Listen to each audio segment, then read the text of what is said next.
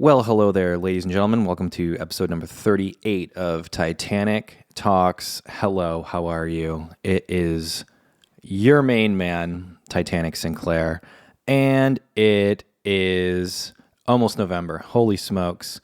The Christmas music, already hearing it. Was at the store, and they're putting Christmas things out. Can you believe it? What is Santa Claus going to bring you this year? I am so excited. I remember last year, it was the first time I realized, I think maybe I talked about this previously, but I get to be Santa Claus. And I guess last Christmas, my son would have been maybe 8 months old, something like that. He's not going to remember. He probably won't remember this Christmas either, but for pictures and things of that nature, I think it's fun. So I'm going to be Santa Claus. And wouldn't you believe it? The great state of Texas is currently freezing. Let's go chat, as the kiddos say. It's been 100 degrees for what seems like 10 years. And I love it. You can ask anyone who knows me. And if you're a longtime listener here or viewer, you probably know that my favorite weather is 40-ish degrees and raining and cloudy. So that's what we have today.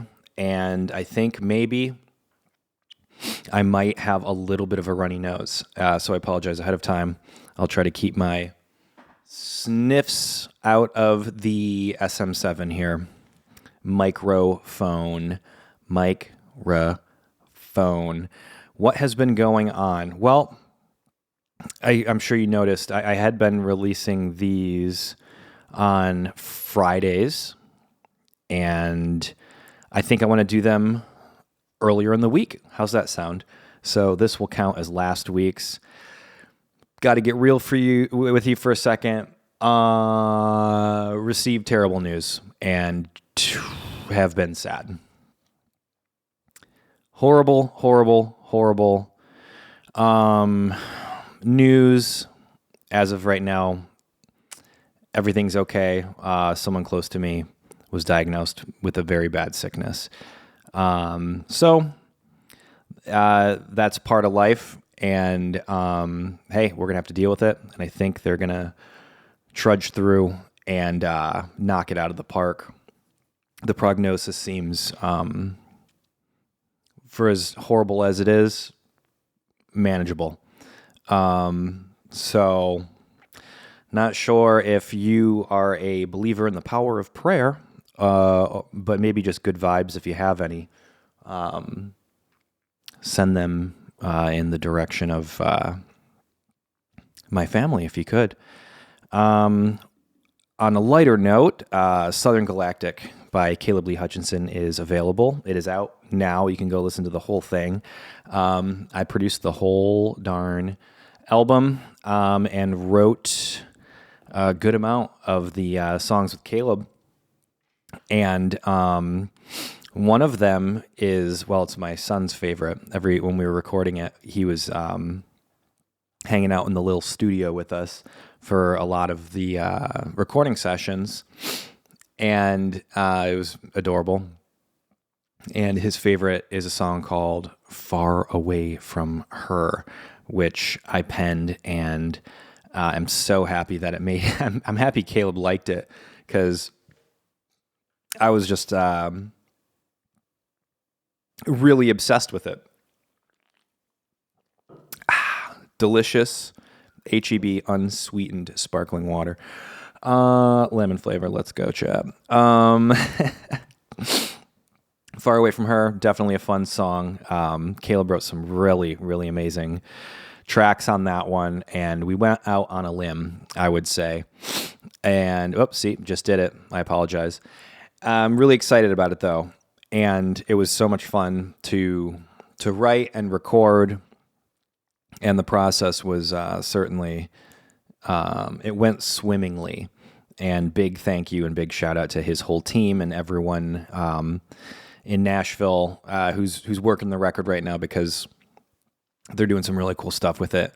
and looking like your main man's going to be playing some shows with him. So once those get announced, we'll let you know.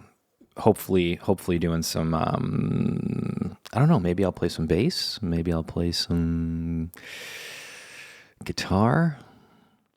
I think every instrument. Let's see. There's a lot of instruments on Southern Galactic. Stream it now on Spotify or Apple Music. Either I or Caleb played every single instrument. I think. Yeah. And it was really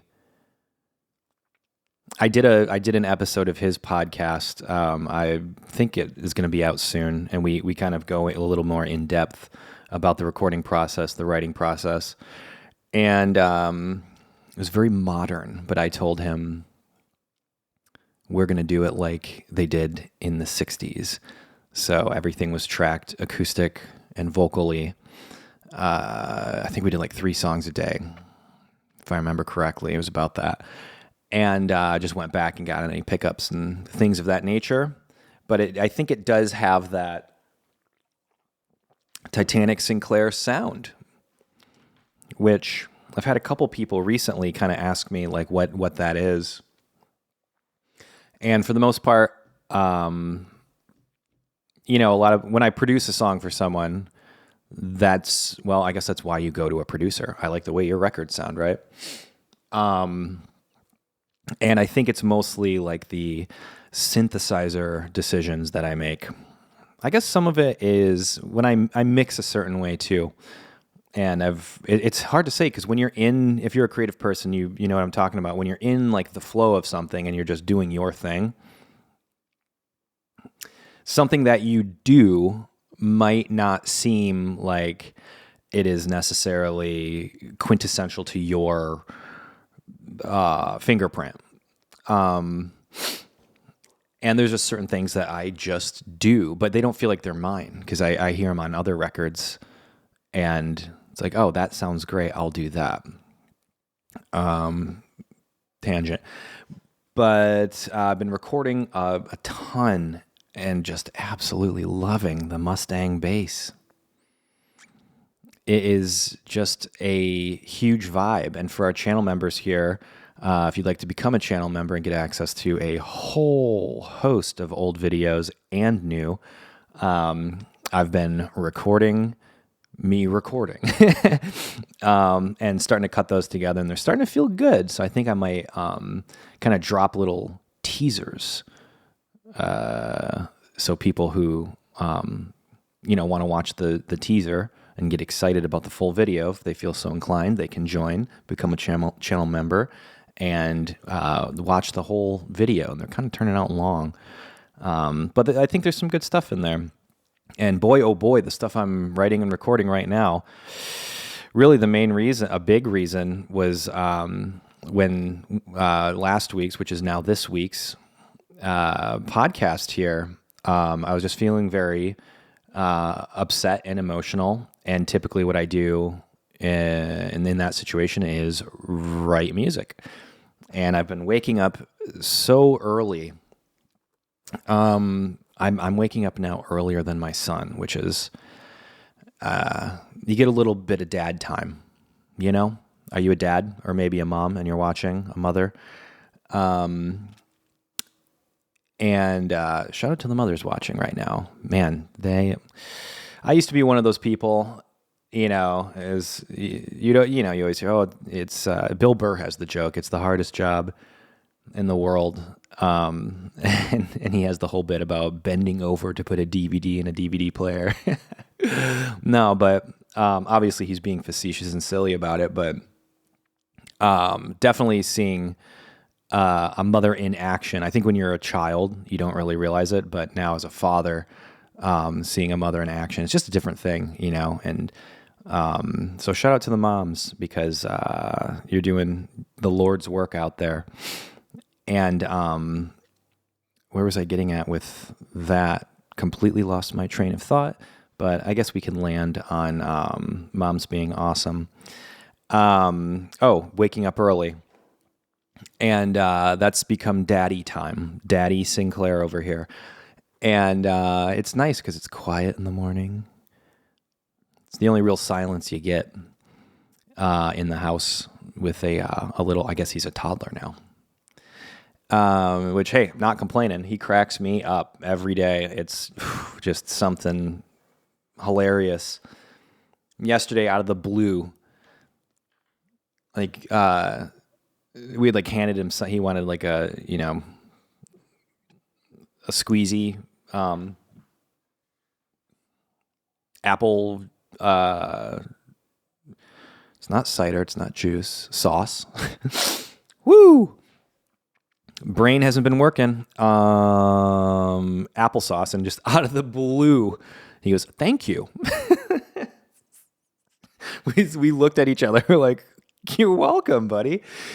And made my heart grow 10 times larger, a la the Grinch. Coming up on Grinch season. You're a mean one, Mr. Grinch. Usually every Christmas I record a Christmas song, or several, and I've always wanted to do You're a Mean One, Mr. Grinch, because I can get that lower register. I've been kind of singing in that register a little bit more. And it's you know what? It's because of working on a country album, or a real country album, or what I would consider, let's just say, working with a real country artist. And Caleb just has this booming, commanding, amazing voice. And it's inspired me to explore that range a little bit more. Little down here, little down. I like when you get down. It's almost like the Manson vampire voice. When you get inside there. But the You're a Mean One, Mr. Grinch, definitely. You're a foul one, Mr. Grinch. Anyway, I always wanted to cover it. And then I didn't know this, but maybe in 2019, around Christmas, I was hanging out with my friend Brad, and he asked if I'd ever heard, I think he played on a compilation of Christmas songs, and Kieran Callahan,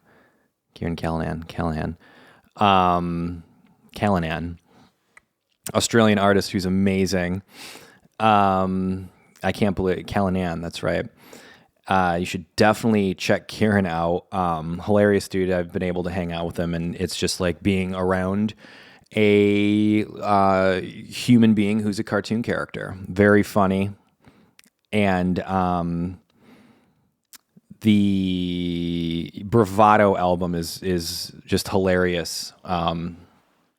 SAD was the first song I heard. I was recording in Burbank, California at Chromeo's studio.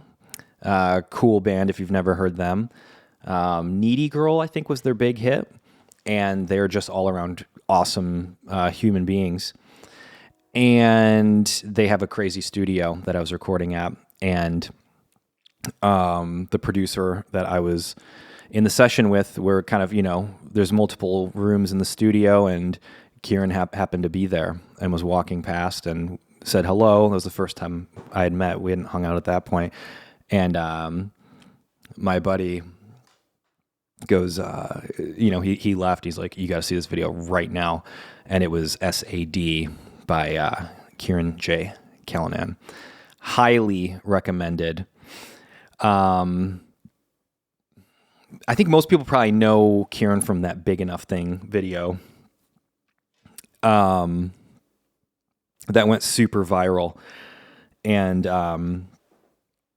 it's got Alex Cameron in it. 70 million views. That's check that one out too. Big Enough. It's funny. It became a meme. Anytime something becomes a meme, your boy knows memes.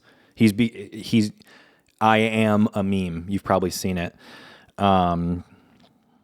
Which is funny because they nailed it on the head. There's some meme about like that guy you work with who only listens to Radiohead, and it's the picture of the I Have Teeth album cover.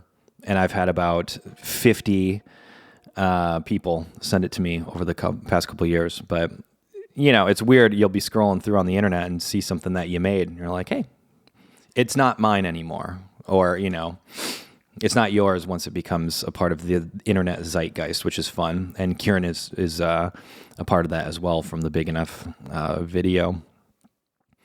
But that album in particular, I remembered to back off the microphone that time.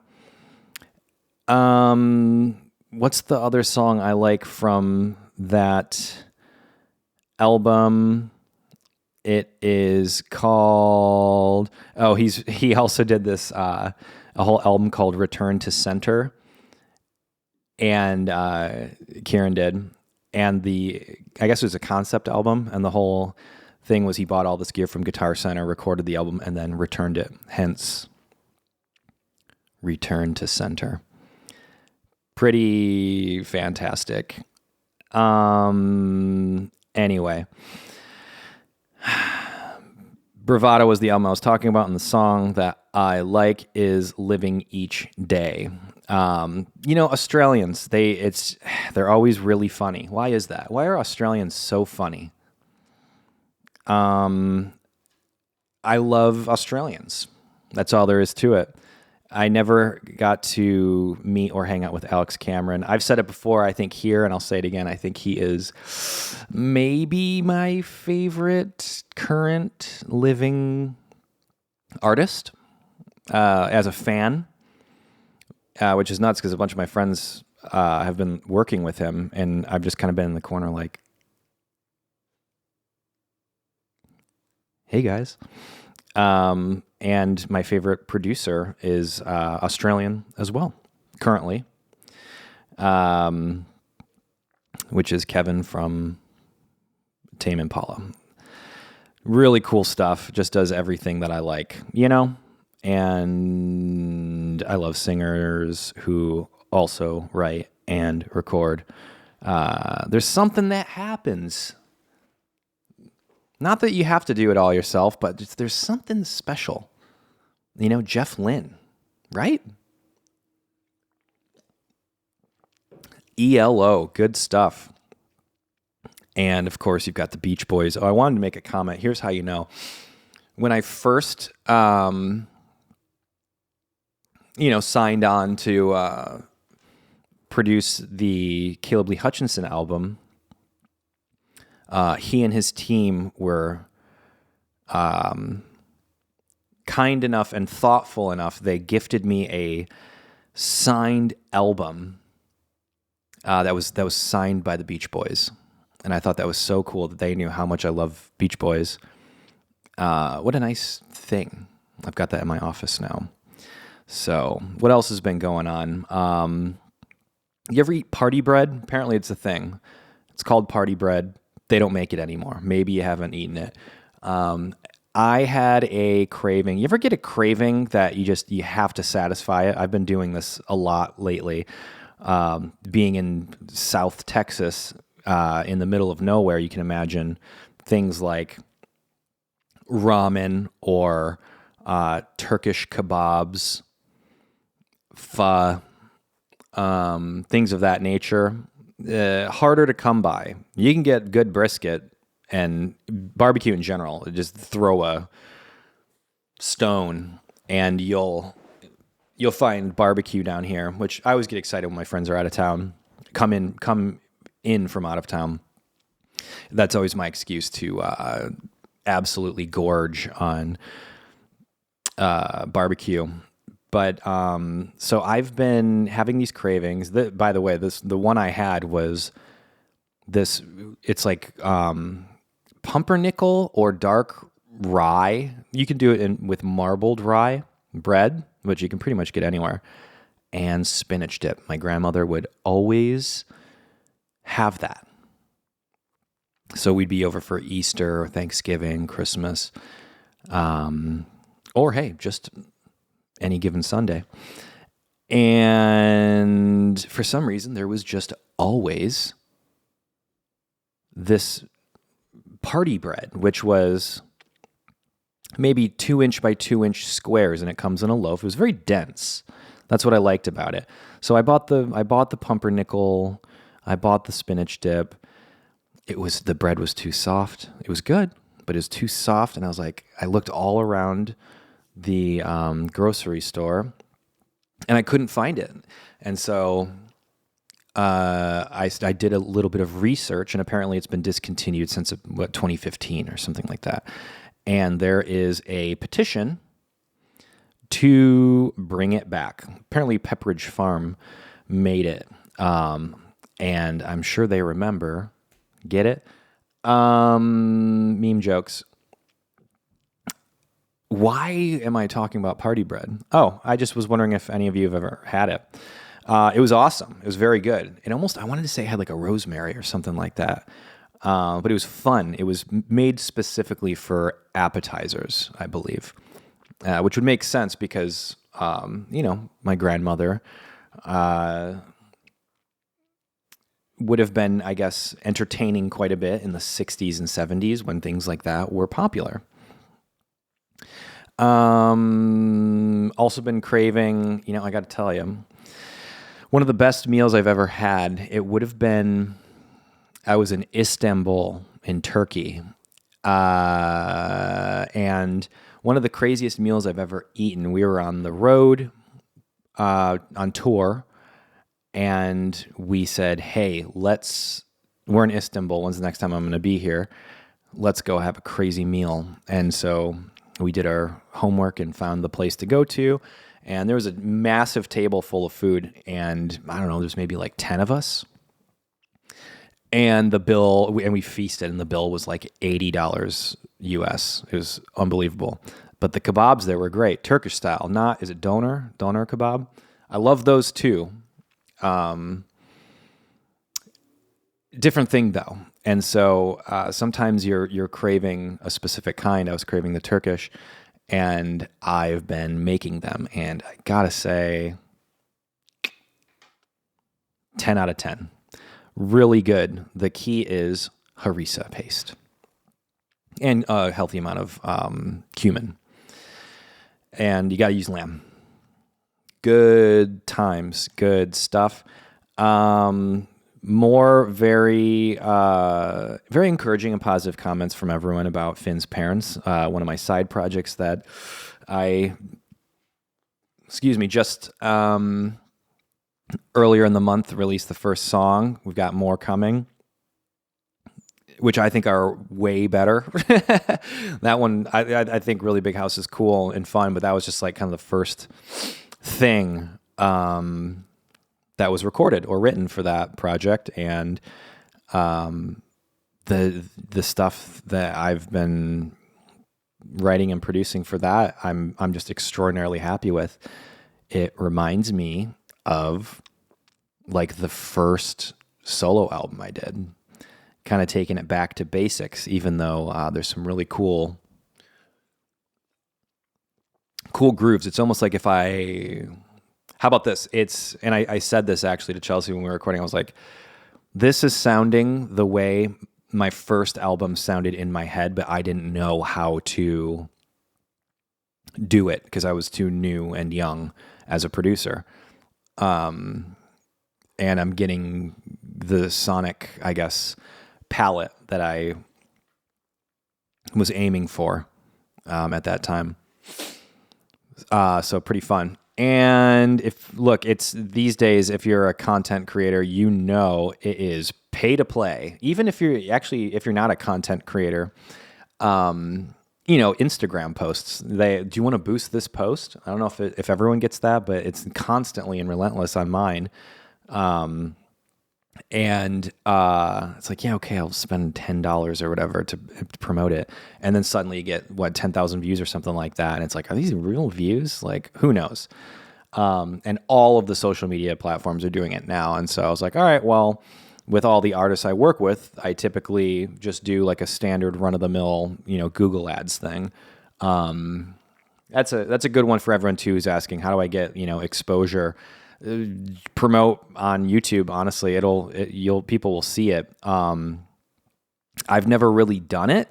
Maybe one or two times, but I've spent less than maybe $200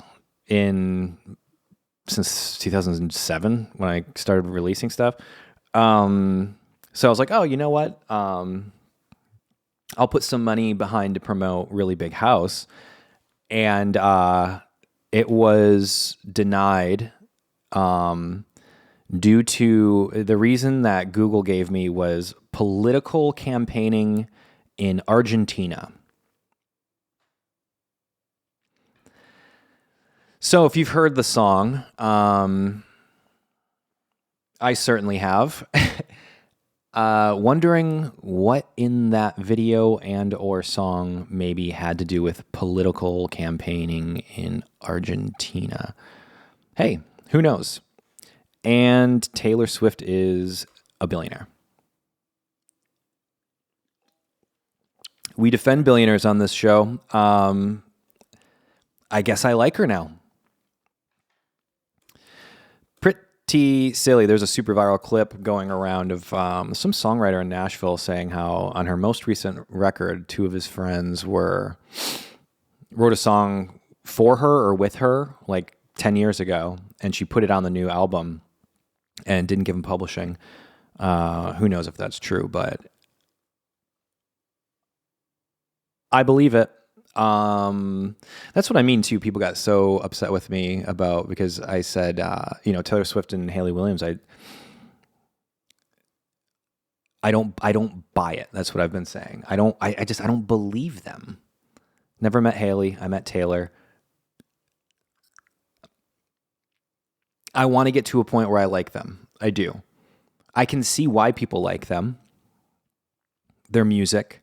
It's hard for me, though, to separate the art from the artist because a lot of people, when you meet a lot of people, my entire life, it was like I would like, especially when I was younger, I would just like worship these artists that I loved. And, then you meet them and then you're just like, oh, okay, yeah, you're just a normal person. Cool. But then you meet some and you're like, oh, you are nothing like the image you have out there. Which, hey, I get it. Personal brand, very important. Your social media and public persona and identity, it's a very important thing.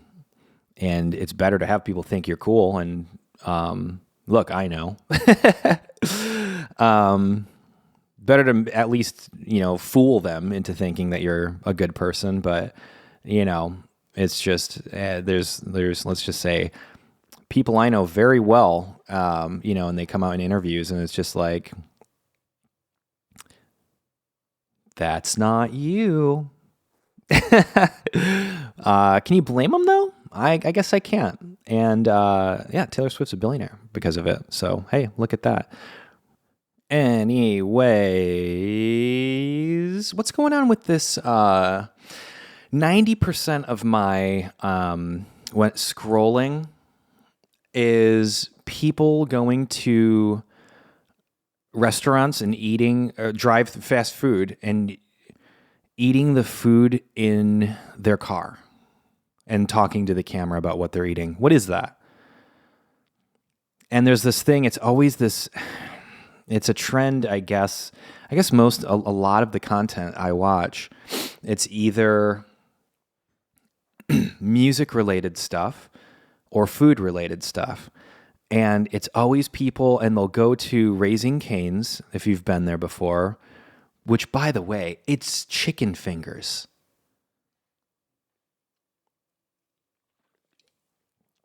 Yeah, it's good. Have you ever had a bad chicken finger? Tender? Have you had a bad chicken tender? Has anyone ever made an arguably bad chicken tender? So shout out to the guy who started Raising Cane's. I think one of my friends actually was making a TV show with them. What an idea. That's the whole thing. And I've told people this too, like when I do like my consulting calls, I've been kind of thinking about doing that actually. People see, to me, a lot of what I talk about here, I'm no genius by all means, but certainly I think have made enough things that people liked. And it's always been very simple, maybe not simple, straightforward, let's say, to me, like the whole marketing angle. And usually before I start working with an artist, especially if they're starting new, because a lot of the people who come to me, they want to either rebrand and do the whole thing, not just the music, but the music and the imagery, and videos, content, right? Social stuff, which I get. That's kind of been my bread and butter. And that's what I like doing. I've wondered if that's something I should open up and do like maybe like a low cost, high volume thing. Because a lot of people charge, like thousands and thousands of dollars for that kind of stuff. And to me, consulting's always been weird. 'Cause it's like, well, really all it is like they show me like what they're doing, and I'd be like, no, this is kind of what I would do differently. And there is no magic formula for like how you release content, but I like looking at what people are making, and it's cool because with music and media, entertainment, all that stuff, there's no right or wrong, it's just, if I were to put it through my filter, this is kind of what I would focus on. And maybe with like the imagery, you could implement X, Y, Z and all that stuff. And I always bring up in those conversations or those calls, it's the Taylor Swift thing. It's the Raising Cane's thing. Taylor Swift's like, well, who knows if I don't think the whole thing about her wanting to get her master's from Scooter Braun or whatever, I don't buy that. I think it's a genius business move saying, well, we can get twice the amount of sales and streams if we just sell them the thing that they already love. The analogy I always use is like the Big Mac. You go anywhere in the world, the Big Mac tastes like a Big Mac. And it's like when you're new and starting out, and I had a conversation this morning about this. When you're new and you're starting out and you're trying to get that first, dare I say, hit, but because I don't feel like I've had hits, but because a hit is like a hit. But I've had big songs that have provided me with the ability to have music be my career, right? I think is like the most diplomatic way of saying that. And so if you got to realize this is strictly from like, you almost have to look at your own body of work, your music, or the stuff that you're developing as a commodity. Like make it like, think of yourself as like a factory. And it's like, well, if your factory is selling a very, very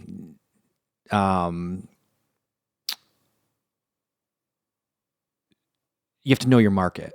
And it's like everyone seems to want to have like this global success, which I get. There's nothing greater than people loving your music.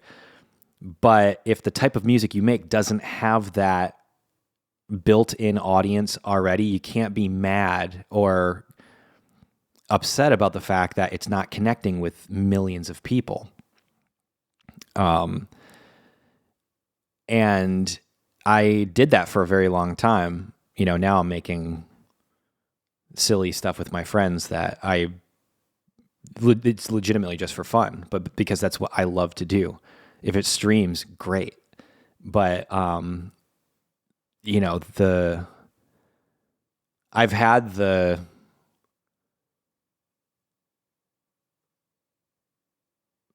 thing where it's just like, wow, like,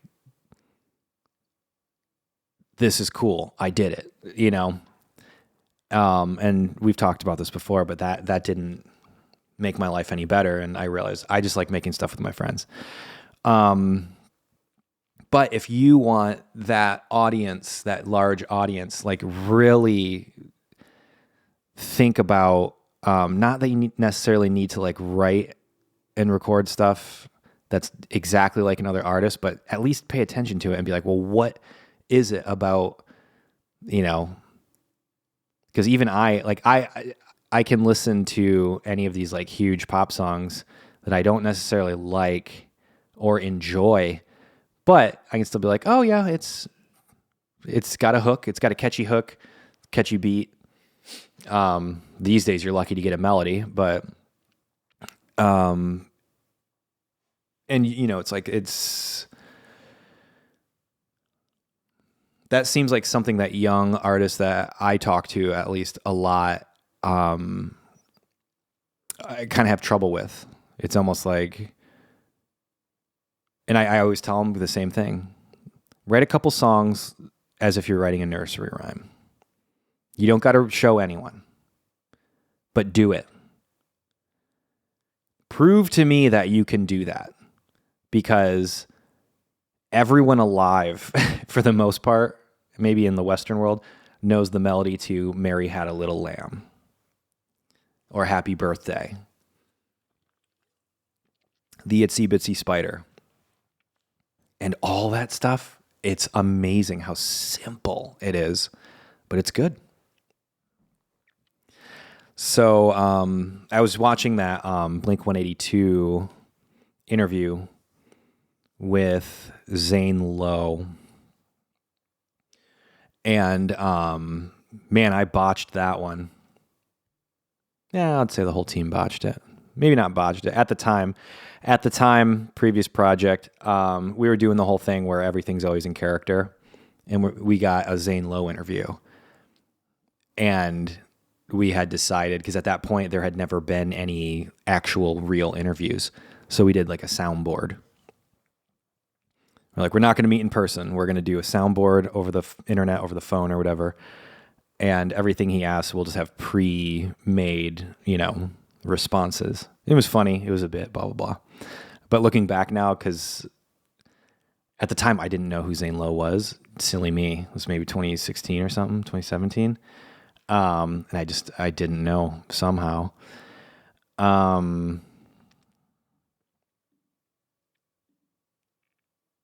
Wish I would have been able to talk to him. Anyway, he just did a really interesting one with Blink-182, which, man, really wish those songs were produced by someone else. I think the songs are good. It's just, they're so compressed. And hey, dude, really seems to me like we're getting into a post-auto-tune world. The average listener now can hear it. That's why when you hear something that isn't auto-tune, you're like, whoa. But, or I wish I could hear the new Blink-182 stuff. Just turn the, whatever is smashing the master bus, compression or whatever's going on in it. Because just from a technical place, it's a difficult listening experience. But I grew up on that stuff. I remember I would have been in middle school, maybe 6th grade, and this kid, Justin, on the playground, after lunch, you know, when you're in 6th grade, you think you're a big kid. So it's not recess anymore. Which it's exactly what it was. And, he was singing "A Day Late, a Buck Short, I'm writing the report." And he just kept saying it over and over and over. And I was like, what is that? And then I went to a store and they had an end cap for Dude Ranch, and I bought it because I remembered my friend Justin liked Blink-182, so I'll get it. It's back when CDs were a thing. Napster hadn't even come out yet, so that must have been, 98? Something like that. It was before, and then, what's my age again? Blew up Enema of the State. Best pop punk album of all time? I think so, probably. I know the conversation's been going on. I was really into that stuff. I was a skateboarder, you know. Still am a skateboarder, but skated a lot more back then. And it was always, listening to pop punk. And what else was I listening to? I mean, obviously Sum 41, Phoenix TX, MXPX, listening to a lot of that stuff. It's about time for a party at my house, and it wouldn't be the same without you. But that got me thinking, because in the Zane Lowe interview, I think maybe Tom, either Mark or Tom, they're talking about how they just have these really simple melodies and like nursery rhymes. I don't know if they use the term nursery rhyme, but that's kind of, they're proof that you can do that. But it makes sense because it's, kind of punky-ish. And I guess actually Dookie by Green Day might be a contender for best pop punk album of all time. For me, it's a tie, Dookie and Enema of the State, probably. Although I listen to Dude Ranch a lot more. I love like Apple Shampoo, like that era. That's what really got me playing guitar, for sure. A lot of the first songs I learned were Blink-182 songs, Green Day songs. First show I ever played, we covered When I Come Around. Fun times. I think we also covered My Own Worst Enemy by Lit. And we would have played, really the first song I ever wrote, we performed that one too. Somewhere out there on a hard drive, there's a performance or recording of that. That'd have been, 1999 maybe. Although the first, I remember using Voice Recorder or maybe it was called Sound Recorder in Windows 95. My friends and I would sing songs when we were, 6, 7 years old. Well, I was born in 87. 95? Yeah, probably 8 years old. Crazy times. I'm old. I remember when Windows didn't even have like the Windows was actually Windows. It was before you had the start bar at the bottom. 95 came out, and it was such a big deal. If you ever go on YouTube and watch the, I guess you're on YouTube, huh? Maybe open up a new tab and watch the footage of when Windows 95 came out. It's very funny. It was a big deal. So, what was that? A 20-minute rant about Blink-182. And what I meant to say is, I was talking about my feed in my phone, and it's always people eating food in their vehicles. Low effort content. I guess it's, hey, I'm watching it, or at least they think I want to see that, and it's always so over the top. They're making a burger and it's stacked. If you know me, which you do at this point, In-N-Out, best burger, no contest. There is, get out of here with blue cheese and bacon and all this nonsense on a cheeseburger. In-N-Out's the best. The end. Not animal style. Regular. Actually, I get it. My order, if you want to order the Titanic Sinclair In-N-Out order, because everyone's got their own, right? Actually, a lot of times I'll do protein style lettuce wrap. You got to keep this slim figure somehow, right? But when I'm feeling naughty, I'll do a number 2 with pickle, with mustard. They always ask, do you want spread as well? Yup. Cut in half. That's how you do In-N-Out. Sometimes I'll do the fries well done. We all know the top 10, got a lot of pet peeves. Top 10, maybe top 5 for me, is when people are like, oh, In-N-Out doesn't have, because it's always who has the best burger, right?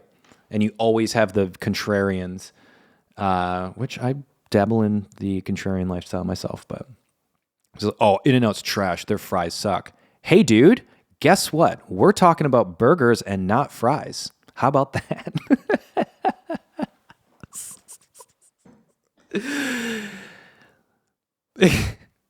Like, what are you doing? Anyway, In-N-Out's the best burger. That's all there is to it. And thank God they have In-N-Out in Texas. Whoo-wee. People will be like, oh, Shake Shack kills it, man. Except it doesn't.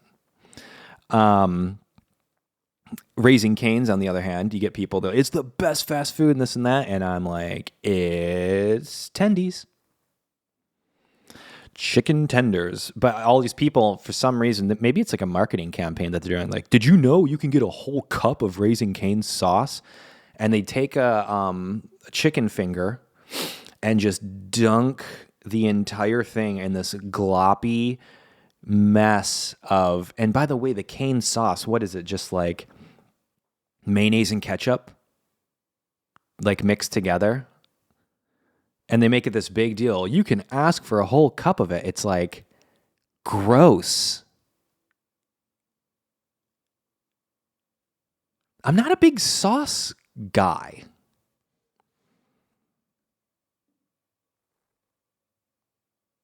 What's the best sauce? I'll tell you what the best sauce is. I'm an advocate for this stuff. Go on Amazon. It's available. At least if you're in the States. But I think it's all international, right? Everyone's got Amazon. Tonkatsu sauce. That's the best sauce. If you've ever had a katsu sando, maybe you've seen like everyone always talks about how great 7-Eleven is in Japan, Tokyo, in particular. They're everywhere. That and Family Mart, kind of the same deal. Family Mart has the nice little song that plays when you walk in. But it's basically a pork cutlet, almost like a Milanese style chicken, breaded and lightly fried cutlet on bread. And they put this special, I guess technically in Japan, it's like a vegetable sauce, but it's called tonkatsu sauce. Bulldog is like the famous one. You heard it here first, folks. Do yourself a favor, order that. What is it, $10 or something like that? And report back in the comments. The only thing I'll accept is thank you, actually. So much better. So that's my Raising Cane's rant. It's just regular chicken tenders and regular sauce. Why are we making such a big deal out of it? Everything's always got to be this big, grandiose thing. That's what I like about In-N-Out. Not trying to be anything other than a burger. You know, the burgers look like a drawing, like a cartoon drawing of a burger. Like a Krabby Patty. In-N-Out is what I imagine like a Krabby Patty is. Anyway, is this interesting at all? What else is going on? Rolling Stone just did their top 250 guitar players ever, and everyone's all up in arms about it. I watch a lot of, as I said earlier, music-related content, and everyone's losing their minds about it. It's like, dude, it's just rage bait. I am convinced they do it as rage bait now because it's the only way they can get clicks. It's like the BuzzFeed method. Apparently BuzzFeed's like going out of business, huh? Good riddance. Rolling Stone's close behind. Man, they're a bunch of morons. It's like, it's so weird. If you really loved music, it wouldn't just be about what the person looks like.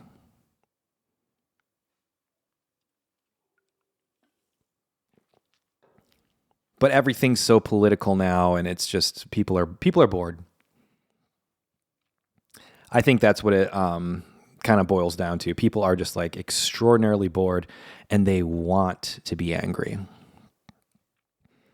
And maybe I'm just an old man at this point, but you know what? I'm a dad now, and I just want to vibe. That's all there is to it.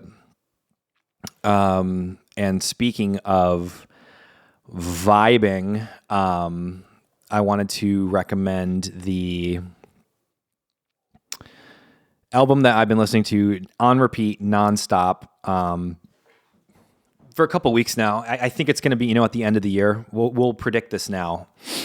At the end of the year, like Spotify will say, here's what you listen to the most. John Coltrane and Johnny Hartman. The album from 1963. Wow. Maybe it's just like, as the holiday season approaches, I tend to listen to a lot more jazz music. Gets a little colder, a little cozier. Light the fireplace. Make a hot cup of coffee. Especially when it's cold and raining. And just vibe. And not read Rolling Stone articles and BuzzFeed articles.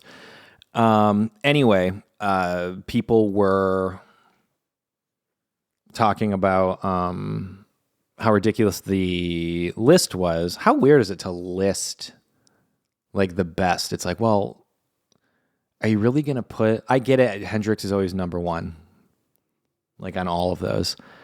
And it's like, yeah, he's great. But Eddie Van Halen, right? And it's like, how do you even, like Les Paul, right? Joe Pass. It's such the styles are so different. And don't get me wrong, I think the reason every guitar player has that reverence for Hendrix, a lot of it's flash, and the same could be said about Eddie Van Halen too. Don't get me wrong.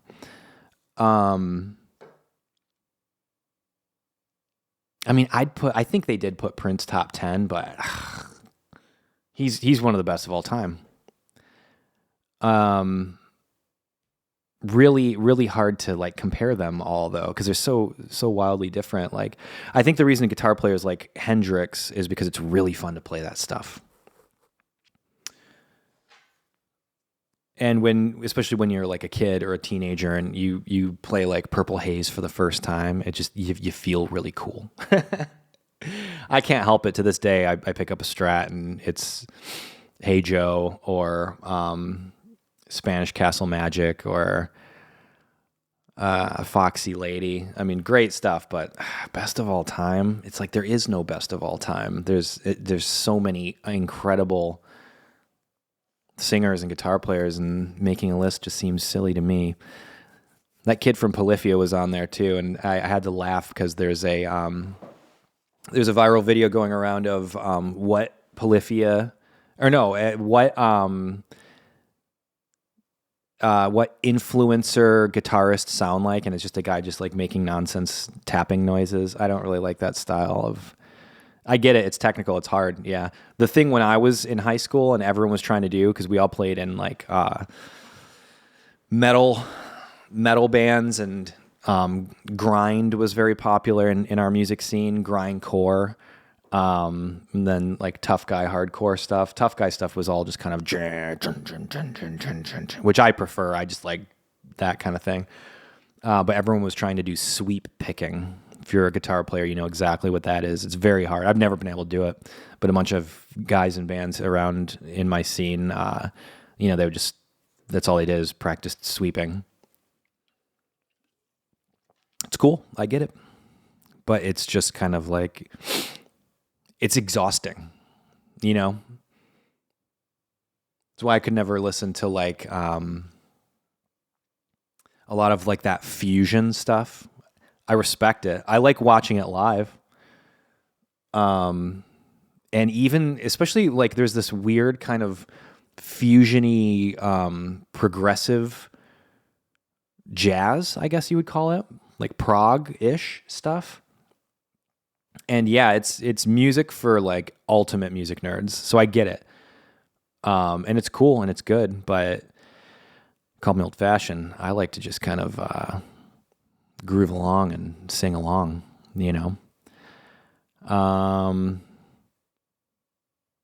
Hey, that's all there is to it, huh?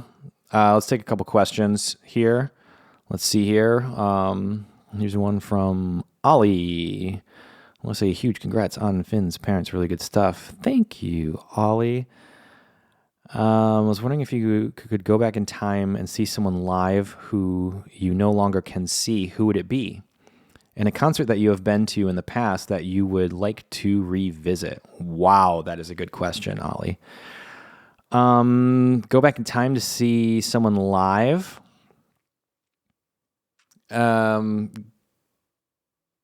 Maybe Led Zeppelin. In the early 70s.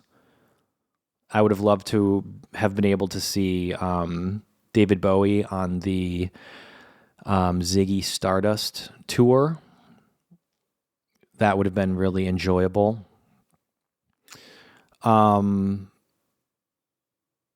It would have been cool to see Michael Jackson. When I was a kid, I mean, that was like one of the first albums I ever got was Bad. And, you just see footage of those just unbelievable concerts. All time, though, I would have loved to have been in the crowd for Live Aid to see Queen. That would have been very cool. My gut says like the Beatles or the Beach Boys, but they weren't necessarily known for being great live. Well, the Beatles, like Beatles and like the Hamburg. When they were in Germany before they came back, because they had that period where they just went and played for what's the legend, like a couple thousand shows or something like that. Would have been cool to be in one of those little clubs to see the Beatles. Because Beach Boys, all of my favorite Beach Boys records, it was the Wrecking Crew was recording them and playing them. So you had these like session people. It wasn't even actually, the Beach Boys were singing. It'd be cool to see the harmonies and everything live, but probably Queen. And then a concert that you've been to in the past that you would like to revisit. I've been to a lot of concerts. What sticks out to me, there's some really amazing ones. I'm not a big, when I was a kid, I loved Rage Against the Machine. And the older I get, I'm like, man, they are nerds. But really good. You got to separate the art from the artist there because they seem like a bunch of douchebags. But man, I was listening recently to the Renegades album, the last, I guess, studio album they did, which was all covers. And your boy Zach dropped some M-bombs. It's like, whoa, that wouldn't fly today. And he like says I'm like hard. It's just like, ee. But I guess, what I was gonna say though is I saw them at when I lived in Chicago at Lollapalooza. I bet there's footage of it, and from the outside they like broke down the barricades and everyone stormed in, and it was like, whoa, that's interesting. But the show itself was decent. It was okay. But best show that I would like to revisit. Wow, that's hard. There was a show once in Bay City, Michigan that I played. There was this old place. It was a bowling alley. And upstairs they had this, it used to be a venue called the Sky Room. And we used to play shows there all the time. And there was a group called Bodies in the Gears of the Apparatus. They were a grind band. I bet they're on Spotify. I haven't even thought about this in years, so forgive me if it's hard to find. I remember that show just being completely insane. And there was maybe, 100 people there. That would be cool to revisit because it just had that energy. It was like, wow, something's happening here. And earlier too, it would have been great to be able to see Nirvana. Never got to see them live. I was too young. The other one that comes to mind, in Detroit, when I was in high school, I saw The Darkness.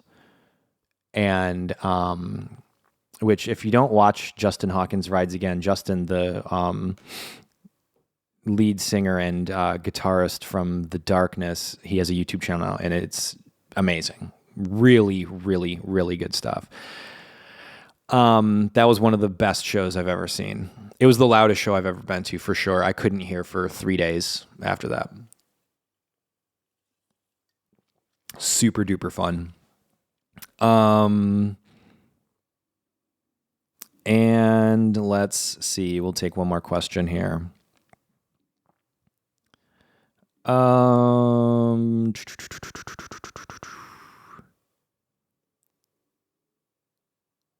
did my notes go? Uh-oh, I lost them. We'll get back to more next week. My apologies, y'all.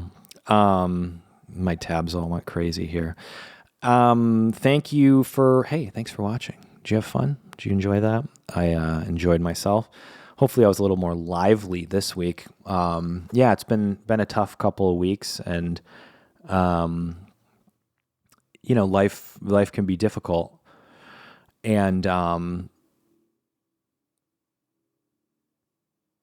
don't want to end it on a somber note, but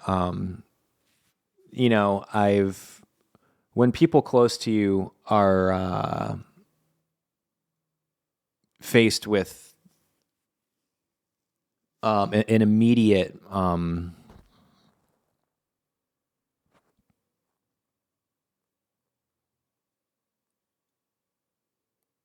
and scary, I guess,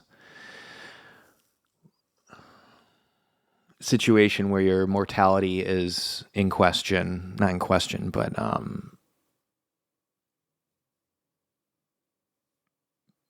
it might be bad. It makes me, with all the ups and downs in life and all the craziness and chaos, and then becoming a father and being lucky enough to be able to spend just about all of my time now with my son. I was talking to Chelsea about this the other day. I went through my 20s, at least, just going 110 miles an hour and just being dumb and being selfish and partying and, just doing dumb stuff. But there were some very great times, and, traveling the world, making a bunch of money, and then just the highest highs and the lowest lows. And none of it comes a fraction, none of it comes remotely close to the joy that being a father brings me. And I never thought I would live into my 30s. And I think a lot of people think that's live fast, die young, man, rock and roll and all that. And I certainly thought that. And then at a certain point, into my 30s, it was just kind of like, heck, I think I want a family, and it seems like something that's what for me at least, it was the thing that was missing. And my son came along, and it was just like, oh, I had it all wrong. And that thing, one of the things that switched in my head when he came along is I used to just, I could die tomorrow and I've lived life. And it's amazing because as soon as he was there, then it was like, how much time will I be blessed with to be able to be with him? And that has been on my mind, because for as worked up as people can get about stuff online or just in life, and anxious and stressed and depressed and all that stuff,